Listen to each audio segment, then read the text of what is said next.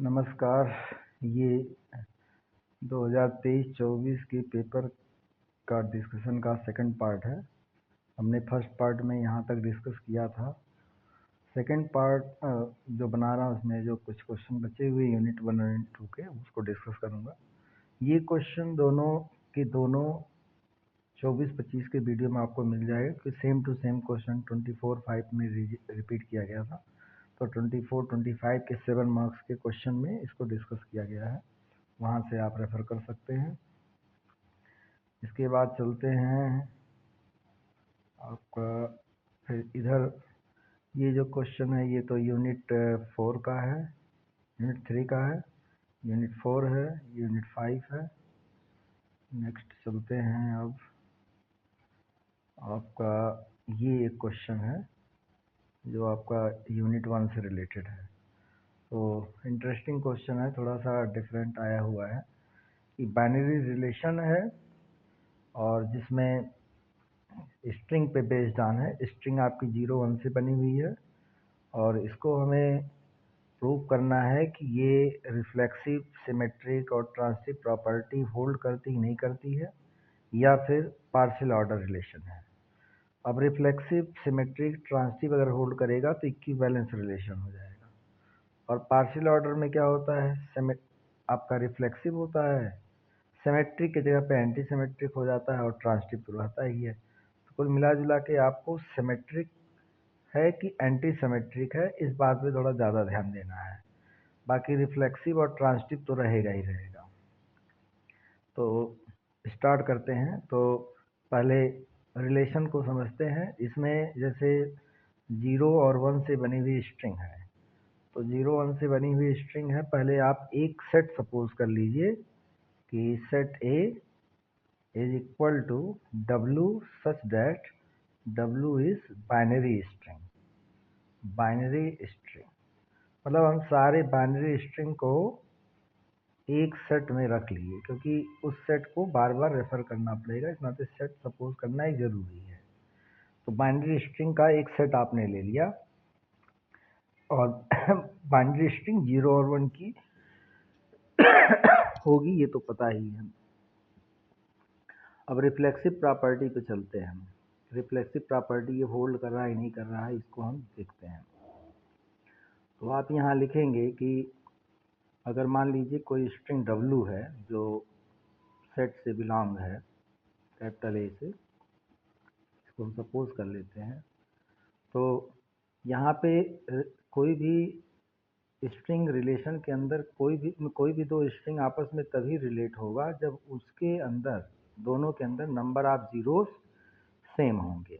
तो क्या कोई स्ट्रिंग अपने आप से रिलेट होगा कि नहीं होगा? डेफिनेटली होगा, क्योंकि जितने जीरो W में होंगे वो तो बदल तो जाएंगे नहीं, वो तो वही रहेंगे। तो अगर मान लीजिए कि W के अंदर जो जीरोज हैं उसकी संख्या है n 0 W, ऐसे सब्सक्रिप्ट लगा दे रहे हैं। n 0 W क्या डिनोट कर रहा है? Number of zeros in W। तो n of 0 W is equal to n of 0 W, आप 2 बार लिख दीजिए। तो ये क्या बता रहा है? W स्ट्रिंग में, W स्ट्रिंग में दोनों जीरोज की संख्या को बता रहा है। तो इसका मतलब हो गया कि जीरो की संख्या जो है W में इक्वल टू जीरो की संख्या W में है, मतलब सेम स्ट्रिंग ले रहे हैं। तो इसका मतलब हो गया कि हर W से रिलेट होगा, हर W से रिलेट होगा, क्योंकि W में जीरो की संख्या के बराबर है। भाई सेम स्ट्रिंग है तो जीरो की संख्या बदल थोड़ी जाएगी। तो इसका मतलब हो जाएगा हर स्ट्रिंग अपने आप से रिलेटेड है, इसलिए आपका रिलेशन क्या हो जाएगा? Hence R is reflexive. तो R तो रिफ्लेक्सिव हो गया। बड़ी सिंपल सी बात थी कि भाई पहली कोई भी स्ट्रिंग आर्बिट्ररी सेलेक्ट करेंगे, उसमें जीरो की संख्या जितनी भी होगी, अगर उसको 10 बार आप सेम स्ट्रिंग उसी को सेलेक्ट करिए तो क्या जीरो की संख्या बदलेगी? नहीं बदलेगी। तो पहले इंस्टेंस पे अगर W में जीरो की संख्या n 0 W है, दूसरे इंस्टेंस पे भी जीरो की संख्या n 0 W ही होगी। इस नाते W से रिलेटेड रहेगा। हर पर्टिकुलर स्ट्रिंग अपने आप से रिलेट होगी, जैसा हमारा रिलेशन दिया गया है। ये तो रिफ्लेक्सिव की बात हो गई। अब बात करते हैं सिमेट्रिक होल्ड करता ही नहीं करता है। तो ये ध्यान दीजिएगा कि ए और बी आपके सेम नंबर ऑफ जीरोज होंगे तभी उनके बीच में रिलेशन होगा। अब सिमेट्रिक की हम बात करने जा रहे हैं। अगर मान लीजिए कि दो आप स्ट्रिंग लेते हैं W1 और W2, ए भी लिखा है, कोई जरूरी नहीं ए भी ही लीजिए, W1 W2 लेके हम समझा दे रहे हैं। अगर कन्फ्यूजन ना हो तो W1 W2 ए भी लेके भी आप कर सकते हैं। W1 W2 अगर आप ले रहे हैं दो स्ट्रिंग, एक सपोज कर रहे हैं ले रहे हैं कि W1 और W2 हमारे सेट के अंदर है, क्योंकि ए हमने सपोज किया था string set of strings of binary number मतलब 0 1 का। तो और मान लिया जाए कि W1 related to W1 W2 हमारे रिलेशन के अंदर है, ये भी सपोज कर ले रहे हैं।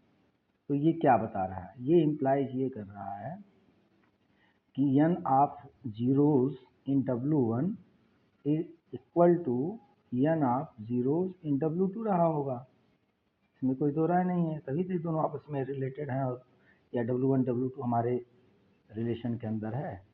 अब आपको W2 W1 ले आना, तो इसी चीज़ को पलट के लिख दीजिए, n of zero W2 will be equal to n of zeros in W1।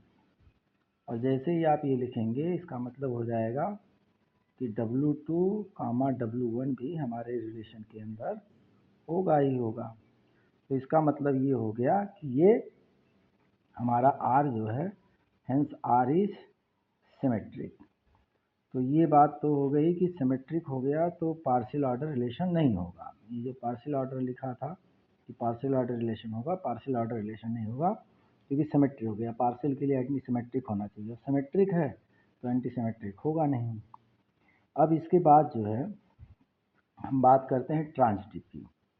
तो ट्रांजिटिव में हम 3 स्ट्रिंग लेंगे तभी ट्रांजिटिव जैसी बात प्रूफ कर पाएंगे।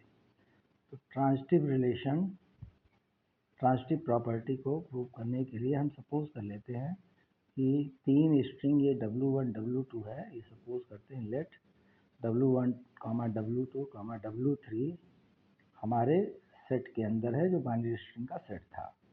और ये सपोज कर लेते हैं साथ में कि W1 W2 ये हमारे रिलेशन के अंदर है एंड W2 W3 भी हमारे W2 W3 ये भी हमारे रिलेशन के अंदर है। अब इसका इम्प्लीकेशन क्या निकलेगा, इसका इम्प्लीकेशन यही निकलेगा कि zeros in W1 will be equal two zeros in W2, तभी रिलेट होगा ना। एंड क्या निकलेगा, zeros in W2 will be equal two zeros in W3। तो इन दो इक्वेशन से आपको क्या मिल रहा है, इसका मतलब ये हो रहा है कि n of zeros in W1 will be equal to n of zeros in W3। ये हो जाएगा। इसलिए क्या हो जाएगा कि W1 W3 हमारे रिलेशन के अंदर है। और इसका मतलब हो जाएगा कि ये इम्प्लाइज कर रहा है, ये दोनों मिलकर इम्प्लाइज कर रहे हैं ये लास्ट वाली बात। और इसका मतलब हमारा रिलेशन क्या हो जाएगा, ट्रांजिटिव। तो हमारा रिलेशन अगर ट्रांजिटिव हो गया तो अब क्या होगा, यहाँ पे लिख दे रहे हैं, hence relation is reflexive symmetric and transitive, hence our relation will be equivalence relation, मतलब पार्शियल ऑर्डर रिलेशन नहीं है, that is it is not a partial order relation. यहाँ से ट्रांजिटिव पता चल गया था इस नाते। और इसके पहले हमने सिमेट्रिक प्रूव किया, उसके पहले क्या किया, रिफ्लेक्सिव प्रूव किया। तो ये भी एक अच्छा क्वेश्चन आया हुआ था। इस तरह के क्वेश्चंस धीरे धीरे करके आ रहे हैं, पहले बहुत सिंपल क्वेश्चन आते थे। नेक्स्ट जो है अब चलते हैं, ये भी क्वेश्चन आपका 24-25 में आया हुआ है। तो 24-25 में ये मैंने 24-25 के पेपर के डिस्कशन में इसको डिस्कस किया, सेम टू सेम क्वेश्चन। तो के मैथ के तीनों क्वेश्चन ही रिपीटेड हैं 24-25 में और 23-24 में, इसलिए मैं डिस्कस नहीं कर रहा हूँ। 24-25 का वीडियो आप रेफर करिए, इसको देख सकते हैं वहाँ पे। अब इसके बाद एक जो क्वेश्चन और आया हुआ है, ये वाला क्वेश्चन, यही आई थिंक लास्ट क्वेश्चन है यूनिट 3 और यूनिट 1 और यूनिट 2 से। बाकी सब ये देखिए यूनिट 3 का क्वेश्चन है, ये यूनिट 3 के दोनों क्वेश्चन हैं। ये आपका यूनिट 4 का है, ये भी यूनिट 4 का है, ये यूनिट 5 का है, ये भी यूनिट 5 का है। तो ये आपका 3 का हो गया, ये 4 का हो गया, ये 4 का हो गया, ये 5 का हो गया, 5 का हो गया। ये आपके यूनिट 2 के क्वेश्चन हैं। तो ये ऑलरेडी 24-25 की वीडियो में आपको मिल जाएगा, ये वाला मैं डिस्कस कर दे रहा हूँ। तो अब इसको देखते हैं कि यहाँ पे लिखा गया है एक f फंक्शन है, एक g फंक्शन है और एक h फंक्शन है। उसके हिसाब से आपको fx, gx और hx की वैल्यू दे रखी है। बहुत सी सिंपल क्वेश्चन है, इसमें कुछ नहीं है, और ही सिंपल क्वेश्चन है। लकी होगा आदमी क्वेश्चन पा गया।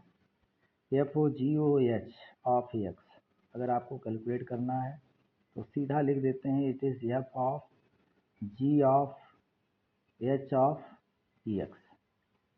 मतलब सबसे पहले किसको एक्स पास होगा, एच को पास होगा।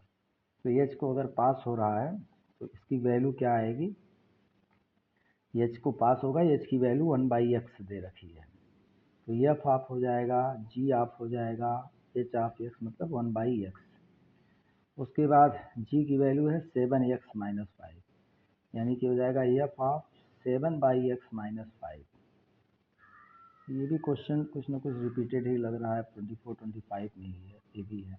उसके बाद 3x² प्लस 2 है, तो जो भी है 3 into 7x minus 7/x minus 5 का स्क्वायर हो जाएगा, और इसको 5 प्लस 2 कर देंगे। इसको सॉल्व करके आप लिख दीजिए। तो 3 इंटू 9/x² प्लस 25 माइनस 7×5 = 35 और 2 या 70/x हो जाएगा प्लस 2।